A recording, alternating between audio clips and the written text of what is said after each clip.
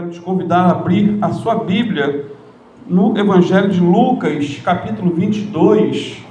Evangelho de Lucas, capítulo 22, versículos 54 a 62. Todos acharam? Lucas 22, 54 a 62. Lucas 22, 54 a 62, que diz assim: Então, prendendo-o, o levaram e o puseram em casa do sumo sacerdote. E Pedro seguia-o de longe. E havendo-se acendido fogo no meio do pátio, estando todos sentados, assentou-se Pedro entre eles. E como certa criada, vendo-o estar sentado ao fogo, pusesse os olhos nele, disse: Este também estava com ele, se referindo a Jesus aí, né? Porém, ele negou-o, dizendo: Mulher, não o conheço. E um pouco depois, vendo-o outro, disse: Tu és também deles. Mas Pedro disse: Homem, não sou. E passada quase uma hora, um outro afirmava, dizendo: Também este verdadeiramente estava com ele, pois também é galileu. E Pedro disse: Homem, não sei o que dizes. E logo, estando ele ainda a falar, cantou o galo. E virando-se o Senhor, olhou para Pedro. E Pedro lembrou-se da palavra do Senhor, como lhe havia dito: Antes que o galo cante hoje, me negarás 3 vezes. E, saindo Pedro para fora, chorou amargamente. Amém, queridos? Vamos orar. Senhor, essa é a Tua palavra e nós te louvamos, Senhor, pela leitura, Senhor, porque a leitura em si, Pai, nos traz tantas lições, tantas mensagens para o nosso coração, nesse domingo, Senhor, chuvoso, de domingo, Pai, pela manhã, Pai, e pedimos a Tua orientação, a Tua direção, o Teu direcionamento, Pai, que a Tua palavra, ela vá e ela venha cumprir, Senhor, o propósito pela qual ela foi enviada, porque é uma palavra do céu, é uma palavra inspirada, é uma palavra divina, Senhor. Fica conosco, fala com cada um individualmente para a Tua glória, em nome de Jesus. Amém, queridos? Os irmãos podem sentar-se. Eu já preguei essa mensagem há um tempo atrás, em Laranjal, alguns anos na verdade. O Senhor me tocou para transmitir novamente esse assunto. Existe um provérbio chinês muito interessante que diz o seguinte: os sábios aprendem com o erro dos outros, os tolos aprendem com os próprios erros, e os idiotas não aprendem nunca. Vou repetir esse ditado chinês: os sábios aprendem com os erros dos outros, os tolos aprendem com os próprios erros, e os idiotas não aprendem nunca. Ou seja, o ideal na vida é sermos sábios. Amém? Sermos sábios. O ideal na vida é aprendermos com o erro dos outros e não sermos tolos em querer aprender com os próprios erros. Muitos personagens da Bíblia, queridos, eles erraram, e não erraram pouco, erraram feio, tiveram muitos erros, e nós podemos aprender com os seus erros, a não errar. Eles tropeçaram, caíram, e apesar disso, podemos tirar lições, até com o erro deles, porque quando a Bíblia expõe um erro de alguém, não é para que imitemos, muito pelo contrário, serve de aviso, serve de alerta para nós.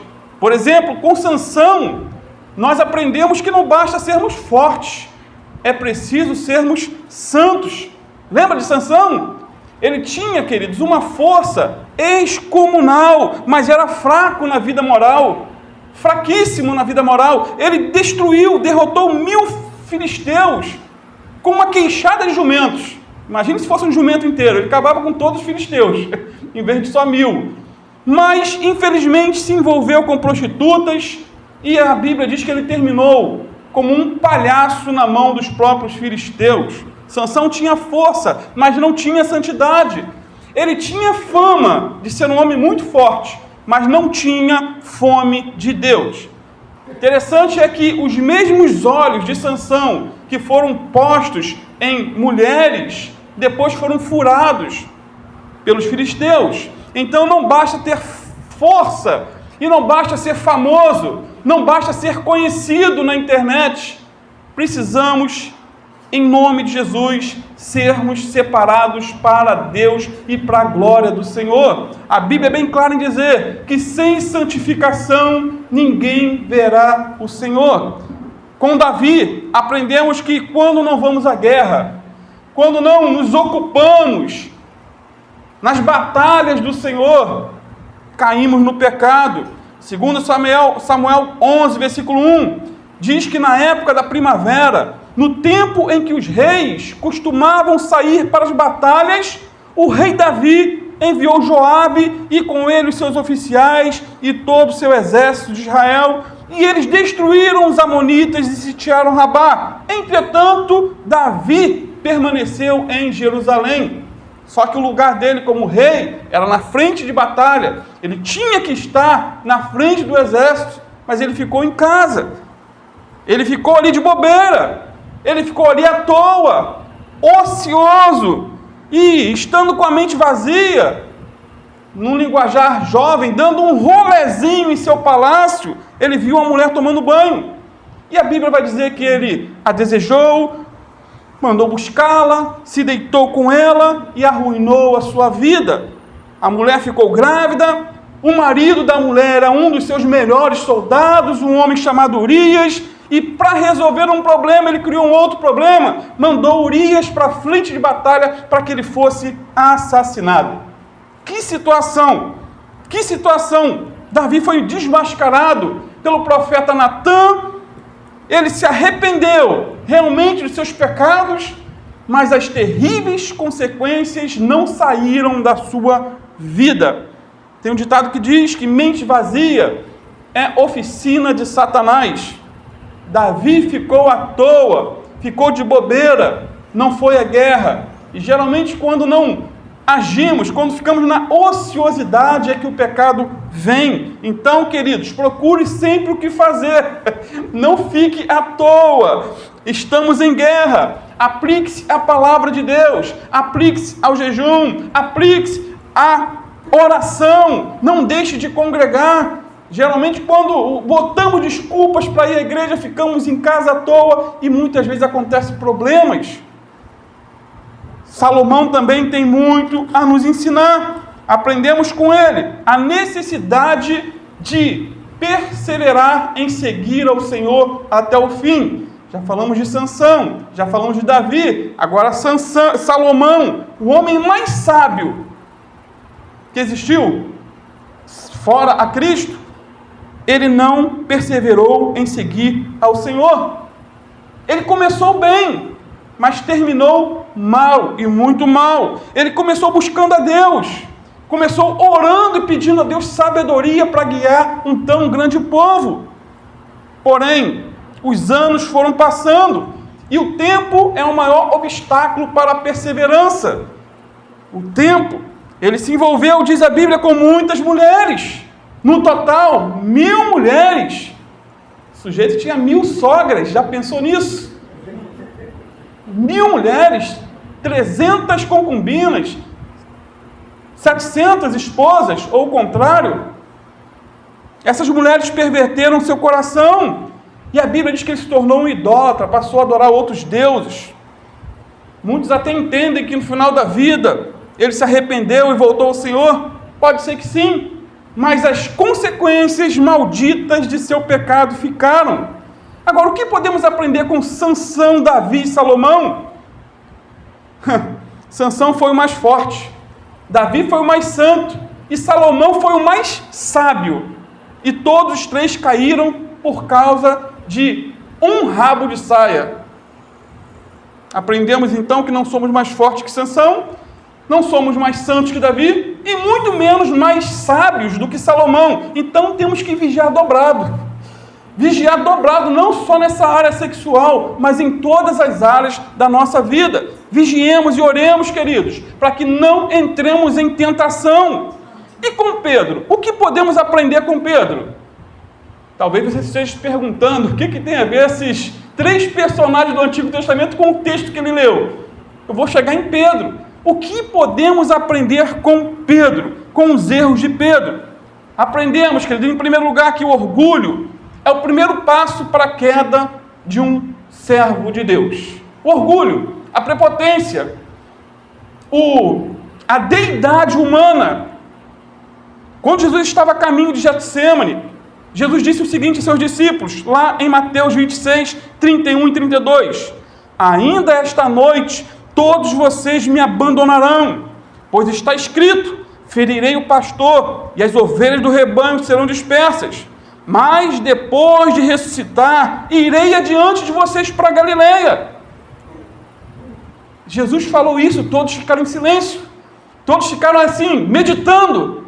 Poxa, todos vão abandonar, será que sou eu? Pedro então, sempre o Pedrão, o falastrão, cheio de autoconfiança, cheio de orgulho, ele diz o quê? Ainda que todos desertem, ainda que todos te abandonem, ainda que esses fracotes aí virem as costas para o Senhor, eu nunca te abandonarei. Em Lucas 23, 22, 33, ele disse mais ainda, Senhor, estou pronto a ir contigo até a prisão e a morte. Olha que declaração ousada. É um crente, né, cheio do Espírito Santo. Não, irmão, ele estava cheio de prepotência aqui, se achando melhor do que o outro. Pedro se achava forte, se achava aí o bambambam, o mais resistente, o mais santo, uma rocha inabalável, um homem irremovível. Pedro tipifica o crente que diz, se uma perseguição se iniciar no Brasil, eu não nego a Jesus, eu estou pronto a ir com Cristo até as últimas consequências, eu estou preparado para morrer por Ele. Será? Será que estamos? Será que podemos fazer tal afirmação?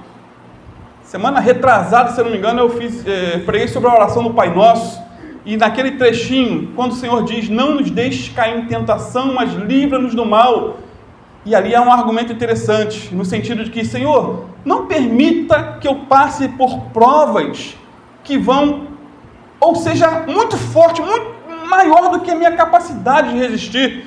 E eu citei vários exemplos de pessoas que deram a vida na história da igreja. E podemos orar, Senhor, não permita que eu passe por isso não. Não permita não, Senhor. Ou do contrário, me dê uma força e um enchimento tal que eu venha ter esse suporte de passar por esses momentos difíceis. Amados, quando confiamos em nós mesmos, estamos fadados ao fracasso. Quando confiamos na nossa força, na nossa inteligência, na nossa capacidade humana de resistir às provas, estamos fadados ao fracasso. Pedro estava aqui nesse contexto com a chamada síndrome da super espiritualidade, a síndrome do santarrão, a síndrome de se achar melhor do que o outro. Ele pensava que era uma rocha, só que ele, na verdade, era uma areia. Ele pensava que era forte, mas era fraco. Pensava ser melhor do que os outros, mas, na verdade, ele era o pior. É o pior de todos. O pior que precisava de conserto. Precisava, de um tratamento específico do Senhor Jesus. Ele pensava que está cheio de fé, de ousadia, de poder, mas ele estava, na verdade, fraco, debilitado, impotente. A palavra Pedro é pedra. Talvez ele pensasse que por nome dele significar pedra, ele se achava um pedregulho, mas não passava de uma poeirinha. Foi a Pedro que Jesus disse depois o seguinte, então Pedro, você não pudeste vigiar nenhuma hora.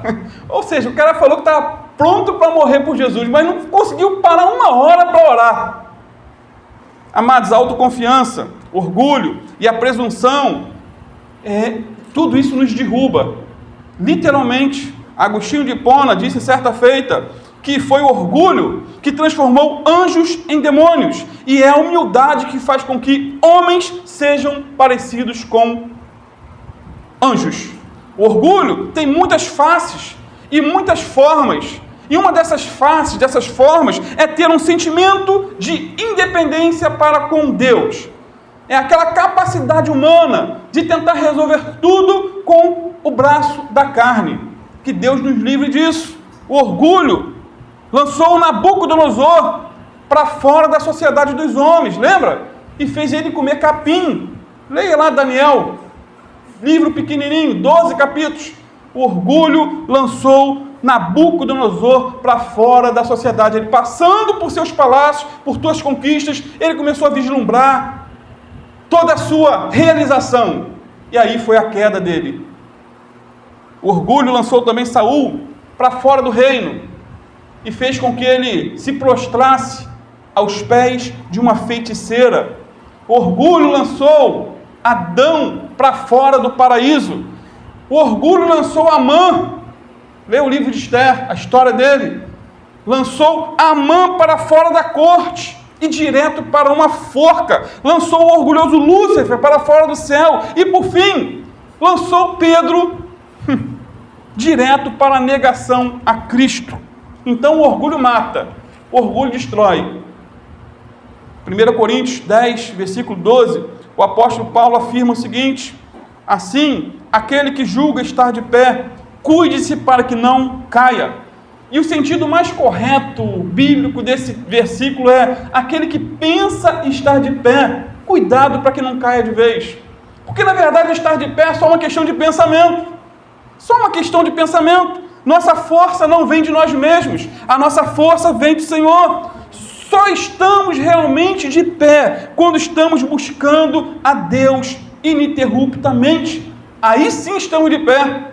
Pedro, com toda a sua arrogância, ele afirmou o quê? Ser o mais leal e o mais corajoso que seus amigos. Mais uma vez, Pedro estava com uma doença chamada soberba espiritual. E essa é uma praga em nosso meio.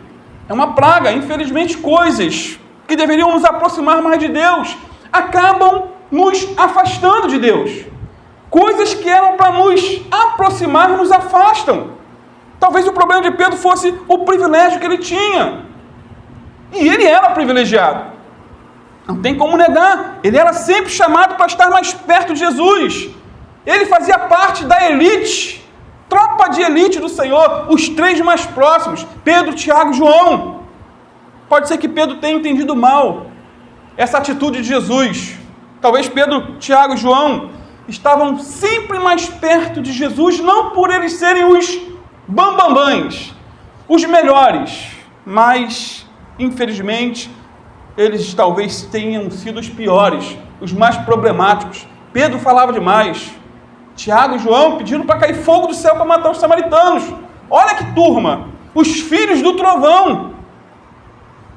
Então eu tenho a impressão que essa turma e essa tropa de elite eram os mais problemáticos. E Jesus tinha que tê-los sempre mais perto dele. Você sabia que uma pessoa pode pecar contra Deus, queridos? Tendo muitos privilégios, orando muito, jejuando muito, lendo muito a palavra. Quando fazemos essas coisas que são certas, mas com a motivação errada, nos afastamos dele. Amados, muitos dos fariseus da época de Cristo, eles eram os que mais oravam, eles eram os que mais jejuavam, eles eram os que mais conheciam a palavra. Só que eles eram sepulcros caiados, e isso é terrível. Faziam a coisa certa, mas com a motivação totalmente errada. Eles eram bonitos por fora, mas eram podres por dentro. Se achavam os espirituais da época, os separados santos. Só que eles eram hipócritas. Tinham uma espiritualidade aparente por fora, mas interiormente eles eram cadáveres ambulantes. Eles tinham aparência, mas não tinham poder. Tinham palavras bonitas, mas não ações práticas.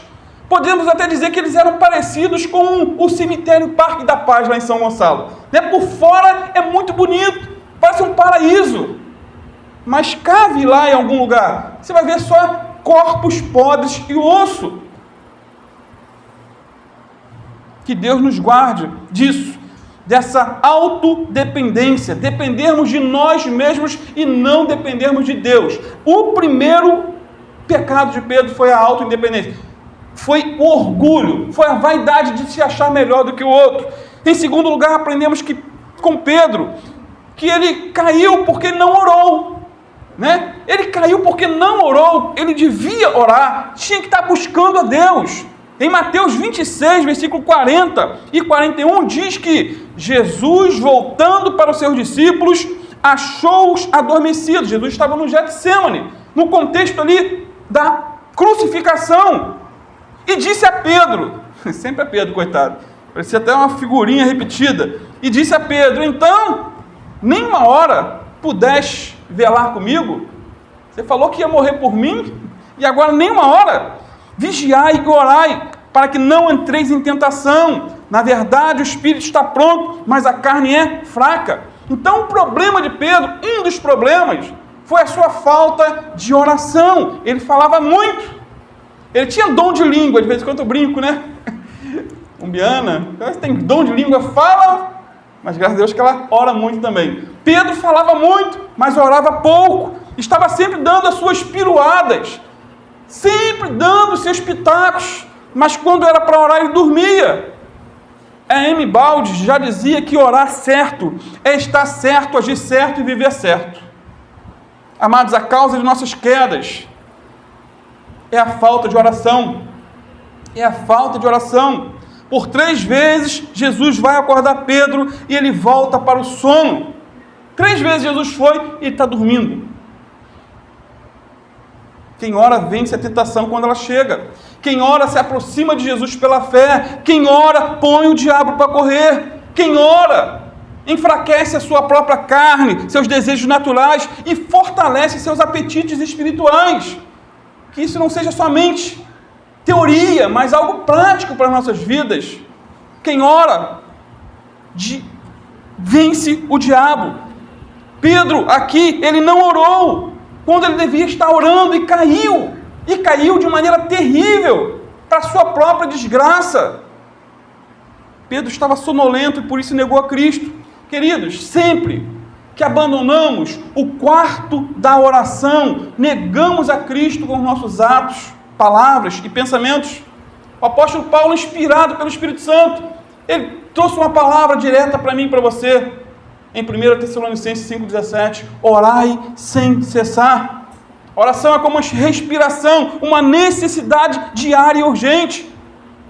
Quando deixamos de orar, nós passamos a seguinte mensagem: eu não preciso de Deus, eu tenho poder em mim mesmo para resolver os meus problemas. Bom, cuidado, queridos, se você não tiver uma vida de oração, quando a tentação chegar, quando o diabo chegar com as suas propostas, você pode cair. Terceiro lugar, aprendemos que seguir a Jesus de longe é caminhar pela estrada escorregadia da tentação. Pedro seguiu a Jesus de longe e ele estava andando numa estrada escorregadia que ia fazer com que ele caísse. Lucas 22, 54 diz: então, prendendo a Jesus, o levaram e o introduziram na casa do sumo sacerdote. Pedro seguia de longe, estava seguindo Jesus de longe, uma distância bem distante. Pedro segue Jesus de longe porque tem vergonha de segui-lo de perto, porque seria arriscado, seria perigoso. Num passado próximo, Pedro seguia Jesus de perto, lembra? Em poucos instantes antes, Pedro estava juntinho com Jesus. Quando o ministério de Jesus estava lá no auge, Pedro estava por perto. Quando estava expulsando demônios, curando enfermos ou multiplicando os pães, Pedro seguia Jesus de perto.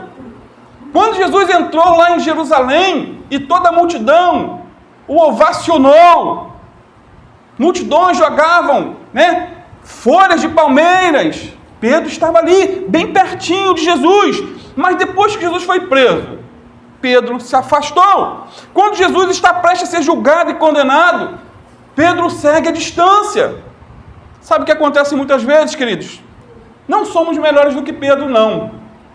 Somos não. Enquanto estamos bem empregados, geralmente com um bom salário, com um bom carro, com saúde, paz na família, geralmente estamos com Cristo. Quando em nossa vida tudo vai bem, Jesus é nosso amigo, Jesus é nosso herói, Jesus é o nosso Senhor, nosso Salvador. Agora, basta as coisas começarem a dar erradas, muita gente debanda, muita gente abandona Jesus, começa a segui-lo de longe, não abandona de vez, mas fica um pouco mais distante, achando que ele está sendo injusto. Basta a pessoa ficar doente, basta uma crise conjugal, basta uma crise financeira, e aí paramos de orar, paramos de ler a Bíblia, deixamos de ir na igreja. Não resolve esse negócio de ir na igreja. Às vezes não deixamos Jesus de vez, mas o seguimos de longe. Às vezes não temos coragem de abandonar Jesus de vez, de apostatar da fé, mas ficamos na nossa vidinha, dentro de casa, amuados, parecendo um esminho linguido. Então, queridos, seguir a Jesus de longe é caminhar pela estrada escorregadia da tentação. Tenha em mente isso e firme isso no teu coração, independente do que vier, independente da saúde, do emprego, do dinheiro, da política, independente do que acontecer. Eu quero estar mais perto de Jesus e eu não quero deixar que nada me influencie e me afaste do Senhor. Não siga o exemplo de Pedro, aprenda com Pedro a não seguir Jesus de longe. Aprenda com o erro dele.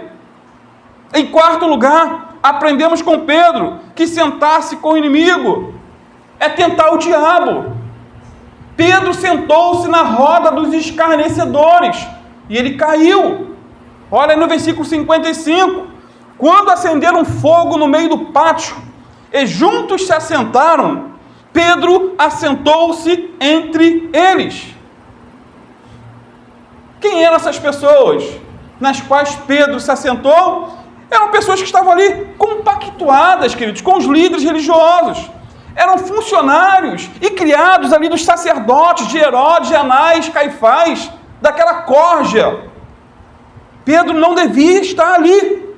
E ali, ao assentar-se em território inimigo, Pedro tornou-se o quê? Um alvo fácil. Ele quis o quê? Esquentar-se numa fogueira, ao mesmo tempo que sua alma estava uma geleira espiritual. Quando nos distanciamos de Jesus, é comum nos aproximarmos dos escarnecedores. Por Pedro seguir Jesus de longe, outras coisas se aproximaram dele. Salmo 1 tem muito a nos ensinar, queridos, sobre esse assunto. Diz que bem-aventurado é o homem que não anda segundo o conselho dos ímpios, que não se detém no caminho dos pecadores, que não se assenta na roda dos escarnecedores. E a sequência aqui nesse salmo é muito interessante. Primeiro a pessoa escuta um conselho ímpio, e não o conselho de um cristão ou da palavra, é o conselho do ímpio. Separa, larga essa mulher, larga esse homem aí, né? O ímpio vai falar isso. Você está com problema no casamento? Chuta o pau da barraca. Você está com uma doença incurável? Tira logo a tua vida. Primeiro a pessoa escuta um conselho ímpio, depois pratica uma vida ímpia e por fim faz parte de uma roda de ímpios. E Pedro assentou-se entre eles. A Bíblia diz no Salmo 42, 7, que um abismo chama outro abismo. Um passo errado leva a um outro passo errado. O desejo de tomar um copo de cerveja, muitas vezes, leva o homem a um bar. E num bar, o que mais se vê é escárnio, deboche, blasfêmia em relação às coisas de Deus. E muitas vezes da bebida a pessoa vai ao cigarro, do cigarro à maconha, e vai assim por diante. Pedro não devia estar naquele local. Antes de ser preso, Jesus disse a Pedro que fugisse do jardim. Não fique, vocês vão fugir, saiam daqui. João 17:32 diz assim, o Senhor Jesus disse: mas vem a hora, e já chegou, em que sereis dispersos, cada um para a sua casa. Tinha que ir para casa, vocês vão ser dispersos para a sua casa. Vós me deixareis só, mas não estou só, pois o Pai está comigo. E em vez de Pedro seguir o conselho de Jesus aqui, o que Pedro faz? Ele entrou no pátio dos sacerdotes, ficou com os inimigos e assentou-se com eles. Sabe a consequência disso? Negou a Jesus 3 vezes. Negou a Jesus 3 vezes. Ló é um outro exemplo de alguém que foi se afastando aos poucos de Deus. Ló, sobrinho de Abraão. Não sei se você lembra desse cidadão. Primeiro, diz a Bíblia, ele olhou em direção a Sodoma. Depois, levantou tendas em direção a Sodoma. E, por fim, construiu a sua casa na cidade de Sodoma. E apesar da Bíblia chamar ele de o justo Ló, ele perdeu tudo que tinha em Sodoma, queridos. Perdeu a esposa, perdeu bens, perdeu a família. Ficou com 2 filhas morando numa caverna, um homem que tinha bens. E depois as 2 filhas ainda o embriagaram e se deitaram com o próprio pai. E, consequentemente, as filhas de Ló engravidaram de nações que foram terríveis perseguidoras do povo de Israel. Consequência de se andar longe de Deus. O mesmo se aplica a mim e a você. Nós estamos no mundo, mas nós não somos do mundo. João 17:11 a 17, Jesus disse o seguinte na sua oração sacerdotal, e ele orou por nós. Ele disse assim: e eu já não estou mais no mundo, mas eles estão no mundo, e eu vou para ti. Pai Santo, guarda em teu nome aqueles que me deste, para que sejam um assim como nós. Estando eu com eles no mundo, guardava-os em teu nome. Tenho guardado aqueles que tu me deste, e nenhum deles se perdeu, senão o filho da perdição, para que a Escritura se cumprisse. Mas agora vou para ti, e digo isto no mundo, para que tenham a minha alegria completa em si mesmos. Dei-lhes a tua palavra, e o mundo os odiou, porque não são do mundo, assim como eu não sou do mundo. Não peço que os tire do mundo, mas que os livre do mal, do diabo, do maligno. Não são do mundo, como eu do mundo não sou. Santifica-os na verdade, a tua palavra é a verdade. Então, amados, temos que ter cuidado com as amizades mundanas. Temos que ter cuidado com aquilo que nós ouvimos, vemos, com quem nos relacionamos. Tiago 4,4, ele diz uma palavra bem pertinente para nós. Infiéis, não compreendeis que a amizade do mundo é inimiga de Deus? Aquele, pois, que quiser ser amigo do mundo, constitui-se inimigo de Deus. Temos que ter em mente o seguinte, queridos: existem lugares e pessoas que precisamos evitar.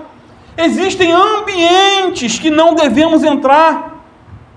Existem conversas que devemos cortar. Existem contatos que devemos bloquear literalmente. Existem amigos nas redes sociais que devemos excluir, que podem ser canal de maldição para a nossa vida. Então, a amizade com o mundo, diz a Bíblia, é inimizade com Deus. Se nós seguirmos conselhos errados, ficaremos na companhia de pessoas erradas. E, por fim, nós vamos nos assentar com as pessoas erradas e vamos comer bolotas de porco juntamente com eles. Tem um ditado popular que diz: diga-me com quem andas e te direi quem és. Diga-me, meu pai sempre falava isso para mim. Na minha casa nunca entrou Bíblia, né, na minha infância, mas entrava ditados populares que tinham, né, uns ensinamentos muito bons. Diga-me com quem andas e te direi quem és. Se você anda muito com fofoqueiro, vão te chamar de fofoqueiro. Se você anda muito com mentiroso, vão te chamar de mentiroso. Se você ficar andando muito com um escarnecedor, vão te chamar de escarnecedor. Se você anda muito próximo com uma pessoa que é adúltera, gosta de trair o seu cônjuge, vão te chamar de adúltero e você pode ser influenciado ao adultério também. Mas se você andar com Cristo, vão te chamar de cristãos. Vão falar que você é parecido com Ele.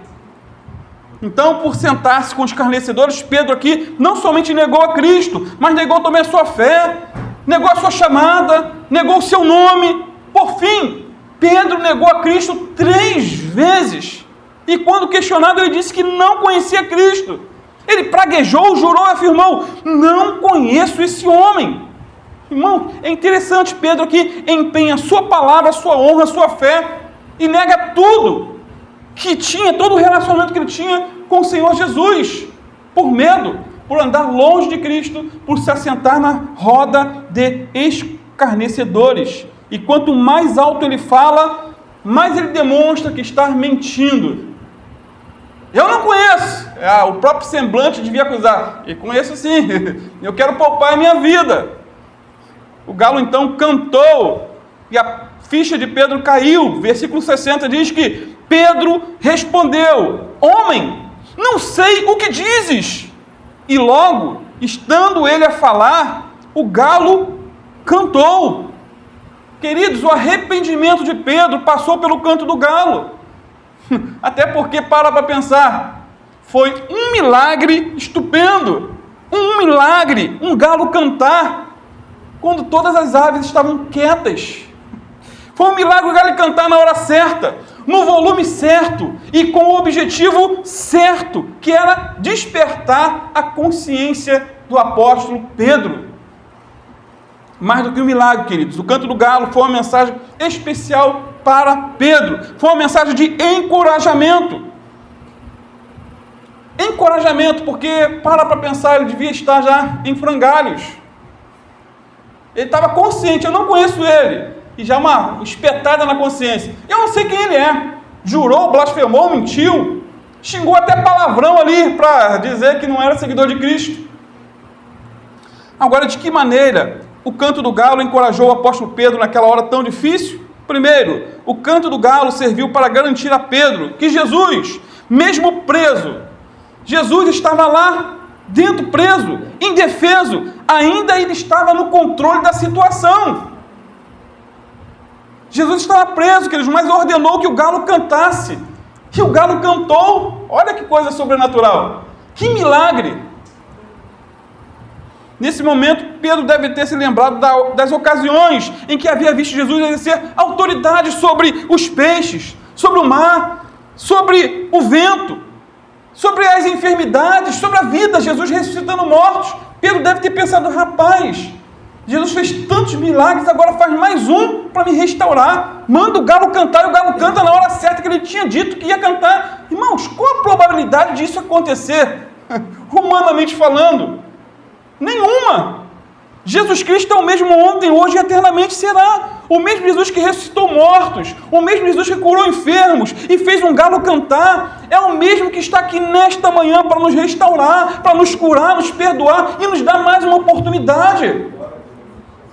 Segundo, o canto do galo foi uma garantia a Pedro de que ele poderia ser perdoado, que ainda não tinha chegado ele não tinha cometido um pecado imperdoável, ainda tinha chance para ele ser restaurado.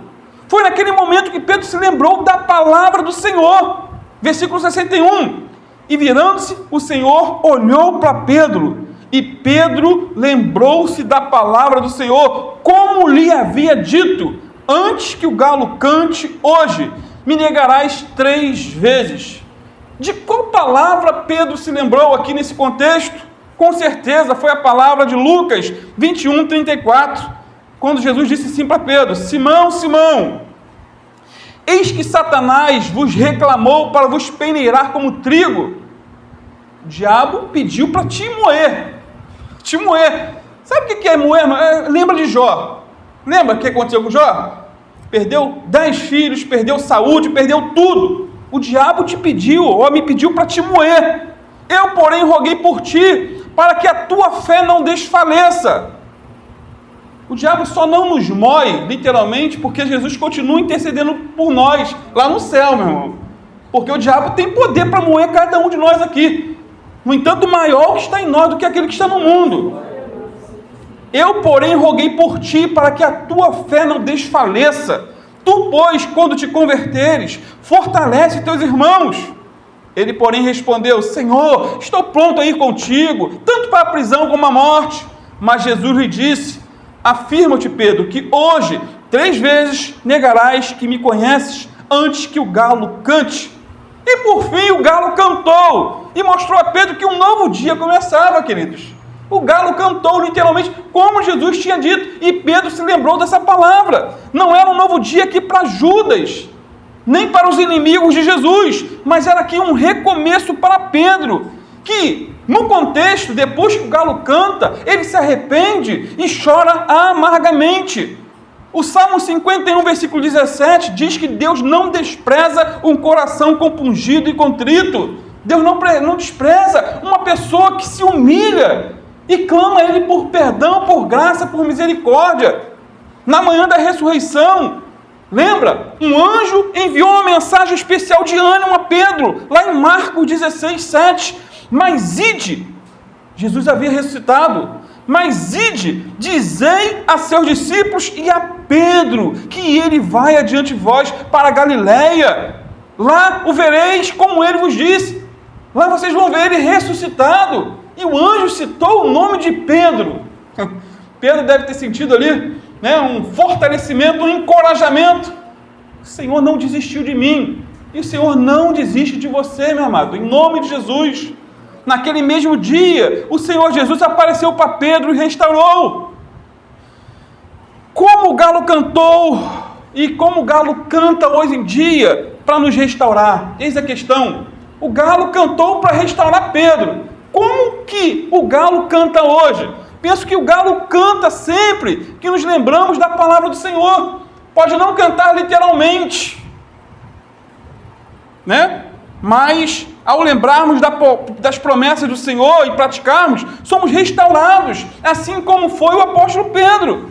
2 Coríntios, 2 Crônicas 7,14, por exemplo, pode ser aplicado a um galo cantando. Se o meu povo, que se chama pelo meu nome, se humilhar, olha aí, se humilhe, e orar, e buscar minha face, se converter dos seus maus caminhos, diz o Senhor a promessa, então eu ouvirei dos céus, perdoarei seus pecados e sararei a tua terra. É um canto, não de um galo, mas de uma promessa da palavra de Deus. E o que dizer de 1 João 1, 8 e 9? Se dissermos que não temos pecado, enganamos a nós mesmos e não há verdade em nós. Se confessarmos os nossos pecados, Ele é fiel e justo para nos perdoar os pecados e nos purificar de toda injustiça. Cada promessa da palavra de Deus, queridos, é como se fosse um galo cantando em nossos ouvidos, nos lembrando que ainda não é o fim. Depois do canto do galo vem o olhar de Jesus, versículo 61.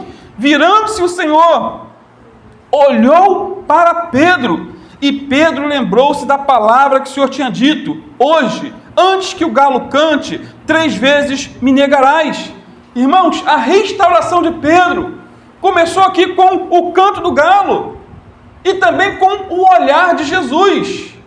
O galo cantou e Jesus olhou para Pedro. O texto diz que o Senhor olhou para Pedro, e esse não foi, com certeza, um olhar de censura, não foi um olhar de recriminação, não foi um olhar de crítica e nem de condenação, não foi um olhar de ódio, de desprezo, não foi um olhar daquele de julgamento.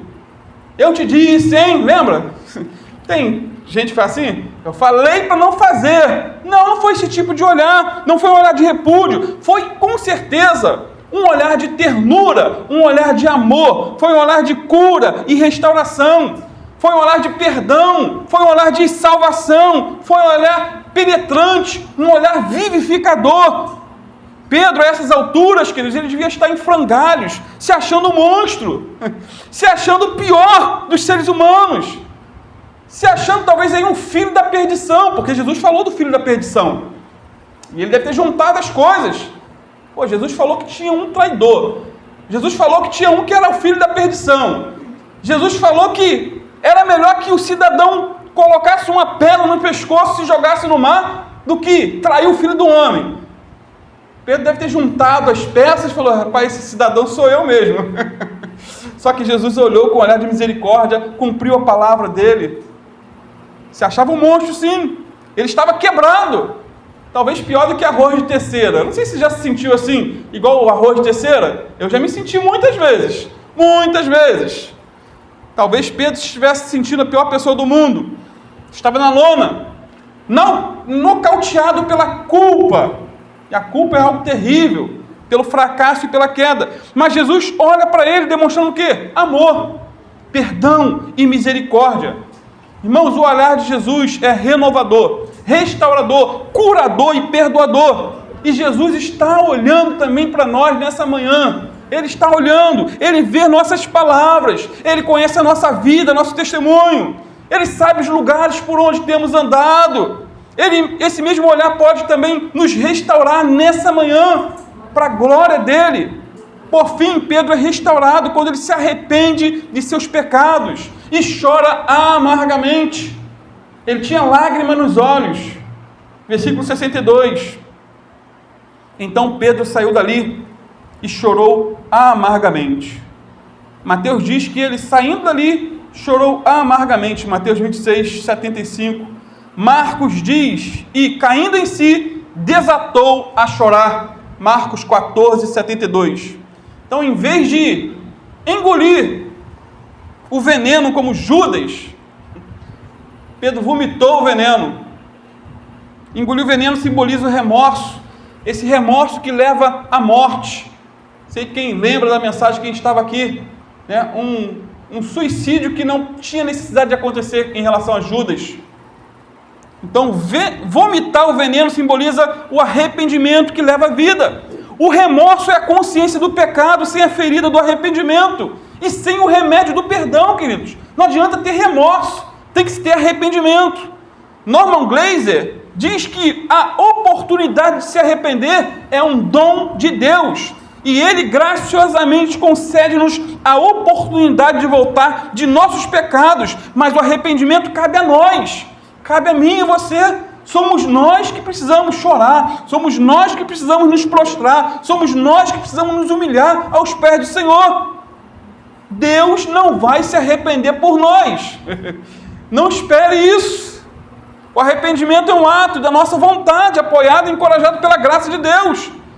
Lembra de Judas Iscariote? Ele teve a oportunidade para se arrepender, mas ele não quis. Ele preferiu colocar uma corda nos pescoços e se matar. Agora, concluindo, tente imaginar aquela noite de Pedro. Tente imaginar a noite de Pedro, aquela noite fatídica. Sua cama foi banhada de lágrimas. O sono talvez tenha fugido de seus olhos. As lembranças vieram à sua mente, tudo aquilo que ele fez. Pedro lembrou-se de seu chamado. Jesus chamou ele, falou que ele seria um ganhador de almas e não pescador de peixe. Você vai ser um pescador de almas. Ele lembrou-se dos momentos em que o Senhor havia separado a ele juntamente com Tiago e João. Deve ter se lembrado dos votos e das promessas que ele havia feito. Lembrou-se das suas palavras precipitadas, porque ele era um tagarela. Lembrou-se também profundamente da sua queda. Enfim, queridos, podemos dizer que a semelhança de Pedro, o crente mais confiante, o mais intrépido, é simplesmente uma criatura frágil. Simplesmente uma criatura frágil, mesmo em seus melhores momentos. J.C. Ryle, bispo de Liverpool do século XIX, ele diz que o crente carrega em seu íntimo uma capacidade quase irrestrita para o mal, embora sua conduta exterior seja decente e correta. Diz mais, o mais nobre dos crentes é apenas uma criatura frágil, mesmo em seus melhores momentos. Então, não existe pecado tão grande que ele esteja impedido de cometer, se ele não vigiar. Pode ser o que mais ora, que mais jejua. Se ele não vigiar, ele pode cometer as maiores atrocidades. Deus tenha misericórdia de nós. Pedro chorou amargamente. Amados, em nossa caminhada com Deus, há momentos que nós subimos montes, mas tem hora que descemos até o vale. Eu não sei quanto a você, talvez tenha só gigantes aqui nessa manhã, mas muitas vezes eu estou no monte, mas estou no vale, e a vida é uma série de novos começos. Então, quando a ficha cai, quando a lágrima brota e o arrependimento é profundo, o perdão também é completo. Depois do pecado, Pedro diz, a Bíblia, caiu em si, saiu dali, desatou a chorar e chorou amargamente. Ele foi o quê? Perdoado. Ele foi o quê? Restaurado e levantado. E lá em Atos 2, nós vemos um novo Pedro, cheio do Espírito Santo, pregando a palavra de Deus. Ele ganhou muitas almas para Cristo, queridos. Ressuscitou mortos na autoridade do nome de Jesus. e a sombra de Pedro curava os enfermos. Olha, que restauração! Por fim, em meio a uma perseguição, o prenderam, e a sua declaração de fé foi a seguinte, não está na Bíblia, na história está: não me matem como vocês mataram meu Senhor, não sou digno de morrer na cruz como ele foi, crucifiquem-me de cabeça para baixo. Morreu na cruz de cabeça para baixo, porque não se achava digno de morrer da mesma maneira que seu Senhor havia morrido. Queridos, Pedro errou muito na vida, mas pela graça de Deus, ele foi restaurado. E o mesmo pode acontecer conosco nessa manhã, para a glória de Deus. E eu quero orar por ti, meu amado. Não desanime, afie o machado, levante a cabeça. 2022 será bênção. Deus vai te usar para a glória dele, e muito mais do que te usar, ele quer te capacitar a vencer os seus traumas, as suas esquisitices, as nossas esquisitices. E ele é poderoso para fazer infinitamente mais além daquilo que pedimos ou pensamos. Vamos ficar de pé, vamos estar orando. Aprenda com o erro dos outros e não seja tolo ao ponto de ter que aprender com os próprios erros. Pai, em nome de Jesus, Senhor, aprendemos muito, Pai, com o erro dos outros.